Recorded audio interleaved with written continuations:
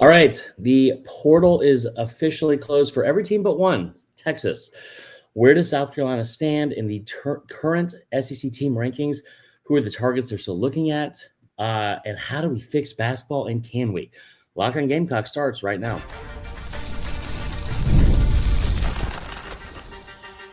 You are Locked On Gamecocks, your daily podcast on the South Carolina Gamecocks, part of the Locked On Podcast Network, your team every day. What's up, guys? Welcome into Locked On Gamecocks. I'm your host, Chris Marler. I hope everyone's having a fantastic week, staying warm or trying to. Gonna be a wild weekend. Gonna be very, very cold. So hopefully you guys are listening to this bundled up, safe and sound, and indoors. But want to give a quick shout out before we start the show to our everyday listeners. Thank you for making Locked On Gamecocks your first listen each and every day. Shout out to our everydayers. Remember, we're a free and available podcast wherever you get your podcasts, as well as on YouTube. And today's episode is brought to you by our friends at FanDuel. Remember, guys, from big upsets to game-winning drives, the NFL playoffs are better with FanDuel. New customers can bet $5 and get $200 in bonus bets, guaranteed win or lose. Visit FanDuel.com to get started today. All right, let's get into today's episode. It is going to be about the transfer portal again. Maybe we should just clarify this. I don't know if I know when the portal closes. We talked about this like I feel like 2 weeks ago almost, and I was like, well, portal's closed. Is it though? Like, is it? I feel like the portal closes in the same way that if I ask my girlfriend, I'm like, hey, are you okay? She's like, I'm fine. I'm like, are you though? Is the portal closed? Do we know life's answers at all? No is the answer. So the way this works now is every team, once they are done with their postseason, you get 5 more days before you can declare. So they can stay in the portal. Those players still in the portal, but their decision to where they're going, that's still available. I don't know when that one closes. I'll be honest with you.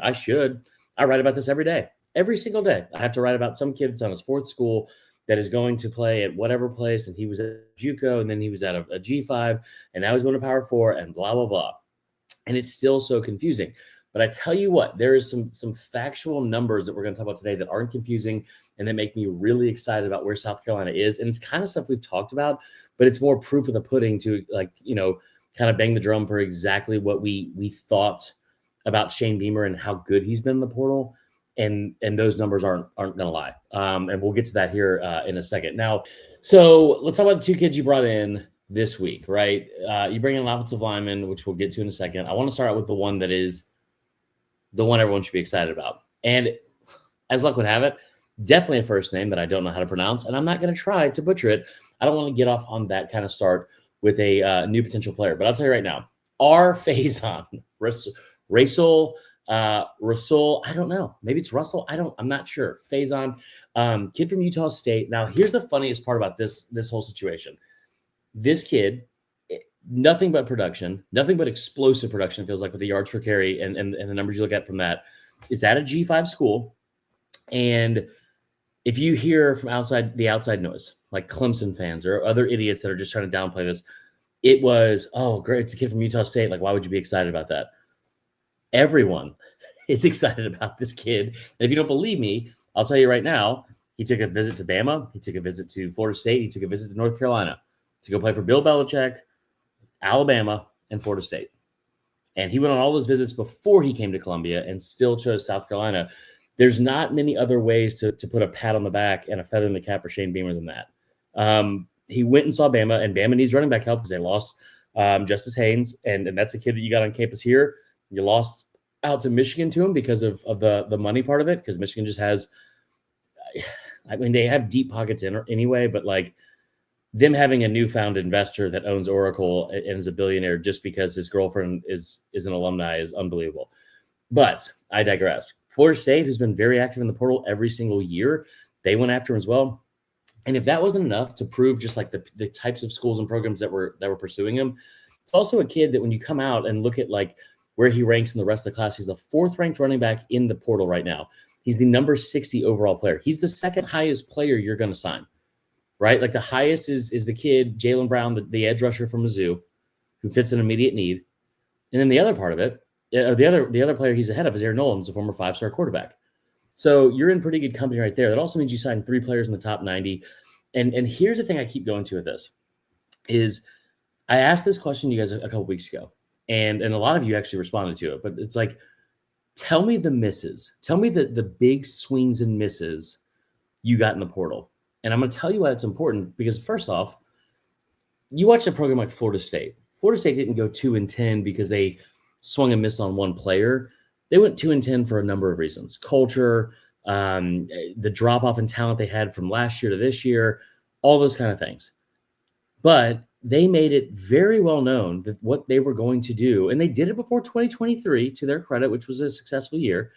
But you look at the kids they brought in then versus the kids they brought in for 2024, and it was multiple players that they swung and missed on. You had at quarterback, obviously, with DJU, and there's other positions they miss out on as well, on top of the drop-off they've had. That's how badly that can impact a program.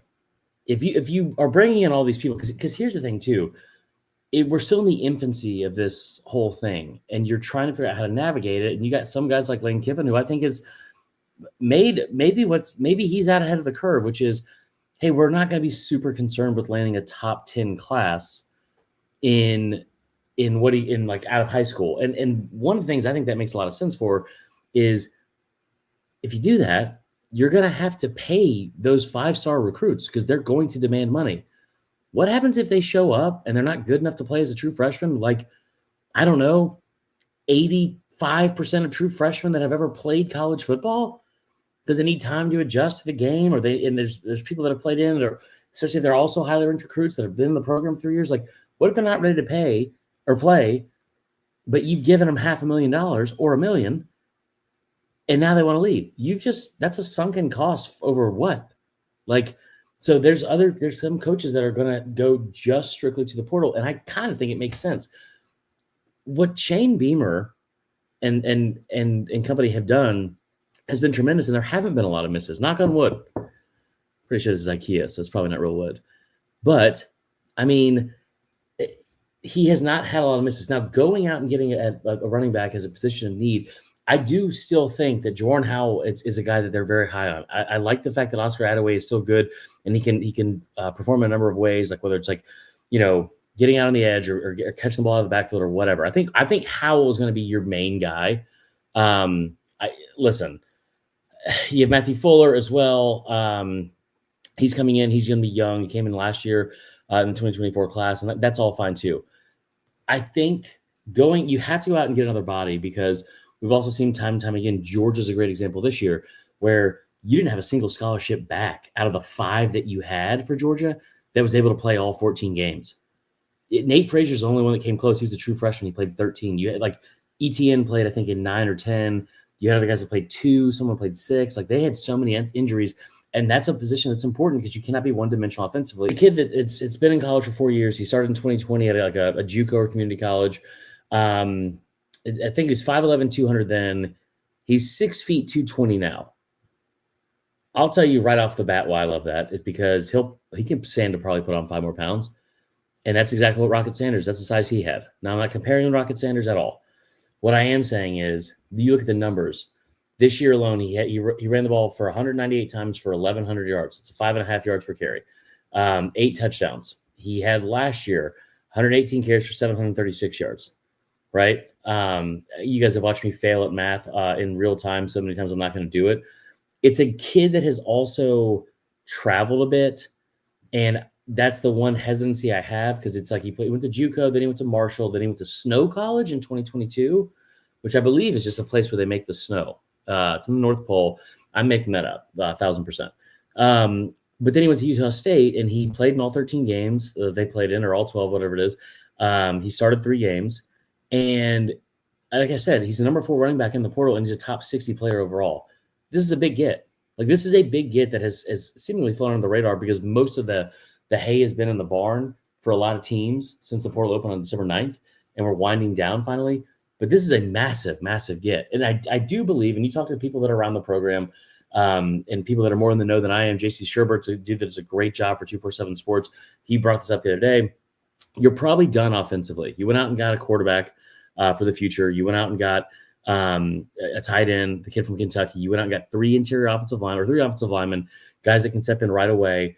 And that's huge. And then you went out and filled a position of need. Now, there's still some targets defensively you can go after, and we're going to get to those after the break. And after the break as well, we're going to get into the numbers that should sell you on this class with what Shane Beamer has done, because it's, again, a tremendous job. And it's something we have hinted at for a while now, but the numbers are even better than I thought in a number of ways, including one stat I didn't even know was a stat.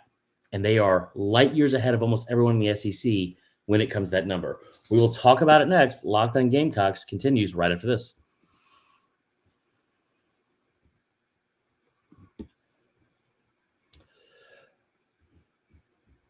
All right. Before we get into the next segment, I want to give a quick shout out to our friends over at Rocket Money.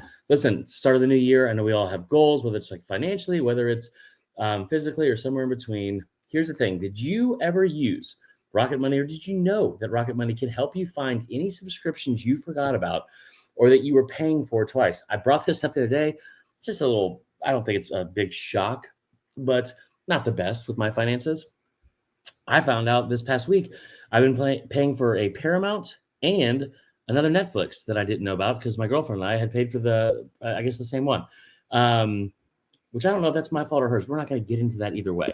But I'll tell you, with Rocket Money, they do a great job at helping you find those little things and those little things you might have overseen or overlooked in your finances. I had several, like I said, that I didn't even know and realized I was paying for. Rocket Money made it so easy to track all of them down. It's like having a personal assistant to your finances. For me, one of the best features is the subscription tracker. I've used it to cancel services I wasn't using anymore, and I've also saved a ton of money. Plus, they have a goals feature. And bottom line, cancel your unwanted subscriptions or reach your financial goals faster with Rocket Money. Go to rocketmoney.com/lockedon today. That's rocketmoney/lockedon. So let's get into the final part of the show and talk about a couple more things with the portal, and then we're going to talk about basketball for a second. I was at the basketball game last night. It was great seeing some of y'all there. I saw like a handful of y'all there. Came up and say hi. I had fun. Used the Game Time app for my tickets. Make sure you guys still check them out. And it was what it was. Bama's a really good team. Earlier in the week, between the two teams you had coming up, between Auburn and Bama, I thought Bama was a better chance you had to win, just because I think that listen, Bama might have the best roster in the country, like flat out. They might have the best roster in the country. I do think Auburn is the best team in the country, and so Saturday might be tough. I don't know. The key for this team, I mean, listen, maybe the harsh truth of this whole thing is maybe part of it's a wash. I don't think anybody thought this was necessarily going to be a top 15 team. The teams you've lost to so far, one is ranked 5th and one is ranked, I think, 12th or 14th after they played you.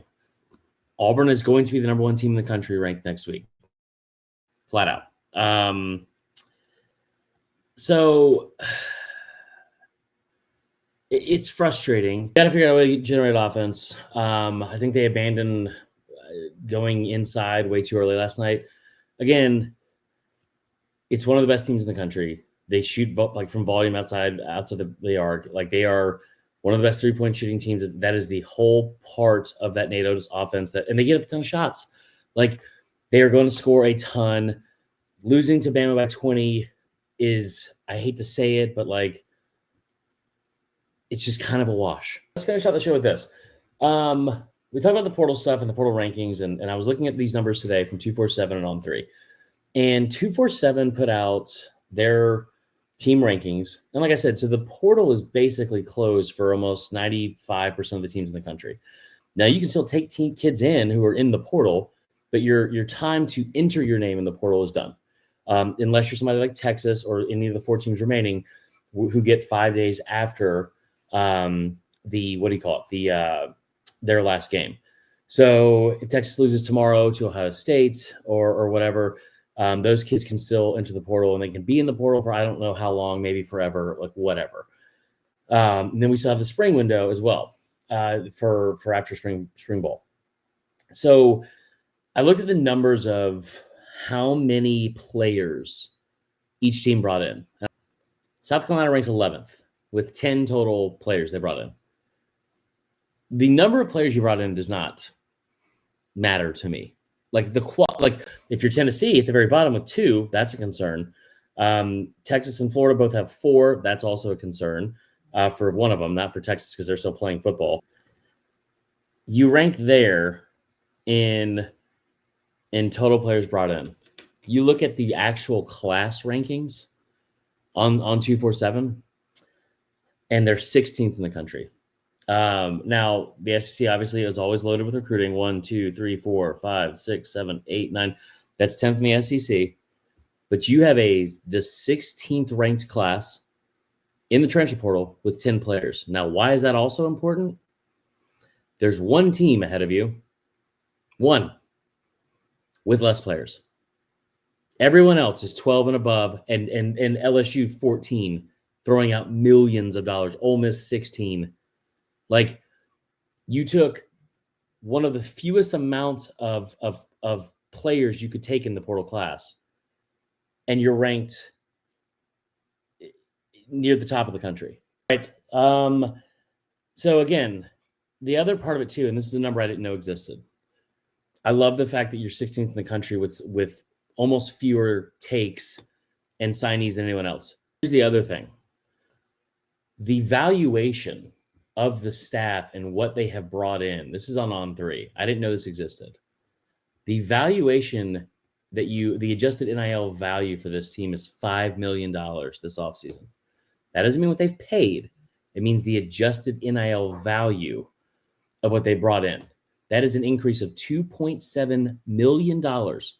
Both of those numbers rank in the top 5 of Power 4 teams during this whole December portal window.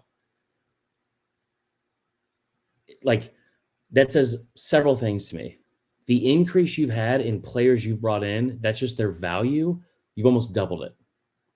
That's incredible.